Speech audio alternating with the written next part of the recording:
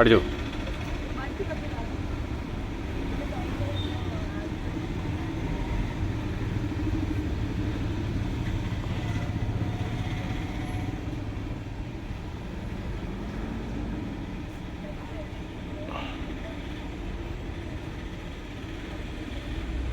ഒരു ഉദ്ദേശം ഒരു 11 മണിയോടുകൂടി ആണ് ഈ സംഭവം ഉണ്ടാകുന്നൊരു മൈ ബസ് എന്ന് പറയുന്നൊരു ബസ്സാണ്. അത് ഒറ്റ കേട്ടാണ് ഞങ്ങളൊക്കെ ശ്രദ്ധിക്കുന്നത്. ഇവിടെ ഞാൻ ഇറങ്ങി ചെല്ലുമ്പോഴത്തേനും ഇവിടെ ഒരു 3-4 ഓട്ടോക്കാർ ഇവിടെ നിന്ന് വർത്തമാനം പറയുന്നുണ്ടായിരുന്നു.